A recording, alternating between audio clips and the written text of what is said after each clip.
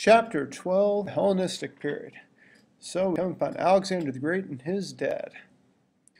So what I'm going to talk about is kind of how Greek culture got spread all over the area, and this is how it starts with Section 1 and Philip. Now Macedonia was a mountainous country to the north of Greece. It had fought against the Greeks in our story, had been held hostage as a youth by the Greek city of Thebes, down here in Thebes, right over here.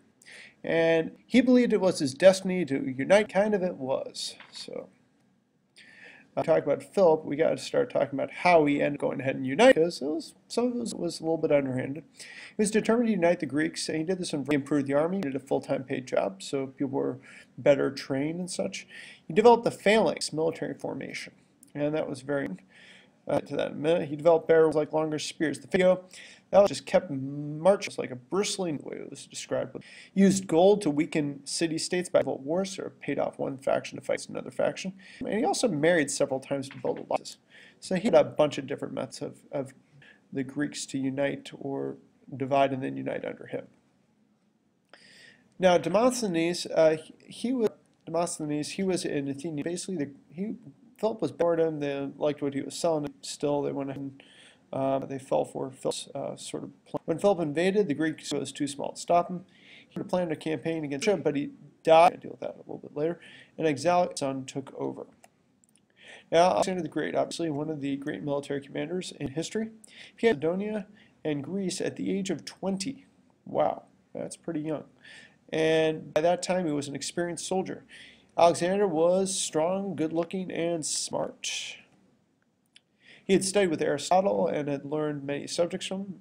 Alexander defeated the Persian Empire and never lost a battle. Could have gone further, but his troops refused. After years of fighting, he finally stopped. And here we got Granicus, we got Issus, we got Gaugamela, and then over here, this one here I can't even read, but this one here is the one where he stops by India after winning the battle.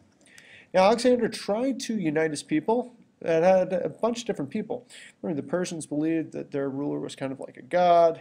The Greeks did not, and the Egyptians, well, they kind of did on some level too. So it's kind of a mixed up way of dealing with things. He started to adopt some Persian ways and married a Persian. He adopted the belief that rulers were gods, so people treated him like God. But that didn't work too well everywhere. The Greeks and the Macedonians refused to worship Alexander as a god. Greeks didn't believe non-Greeks were civilized and called them barbaroi. Alexander was not really able to unite his people or his empire because of these differences. One thing he was able to find was a whole lot of cities named Alexandria. And Alexander found cities all over the place, but the most famous one is Egypt, and that's an important city that he built. It was an important trade and learning center right there at the mouth of the Nile, or a little bit close to the mouth of the Nile. Alexandria was a port city on the Nile, and it was the home of the lighthouse. That was one of the wonders of the world. It also had a famous school known as the Museum, with a great library that great thinkers used. Now, Alexander died at the age of 33, and after his death, fighting broke out amongst the people who were his generals, or who would rule the empire. This is actually supposedly the death of him. So, and he died of a peaceful dysentery, some sort of disease. The empire broke apart into three parts amongst Alexander's general, Antigonus, Ptolemy, and Seleucus.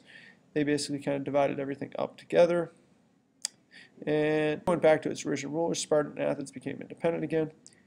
And one thing, though, that was interesting, that a lot of the Greek stuff stayed with the area they conquered.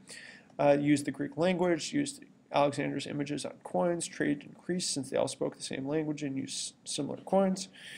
Cities were a part of an empire and continued to use Greek laws, language, calendar, business methods, and coins. So that's really important for unification in these areas. City-states were not the same after they became independent. Factories and cities now produced goods more cheaply and quickly than old cities. Basically, anytime that always happens, it seems like a new country that industrializes has the advantages of basically not having the old stuff to deal with. So they just have the new stuff, and so that leads to better production. And many in Greece left to look for a better life somewhere else. But by 146 BC, the Greek city-states were really under the control of the Romans. And here, this is by 146 again. That's where Rome starts, and bit by bit, they expand outwards, and then they're pretty much done by that time. Other important facts to know: Alexander was in charge of the cavalry, or at least one of the cavalry commanders in Philip's army. Philip was assassinated. And Alexander's mother believed Alexander's father was Zeus, so no pressure there at all. So that's it.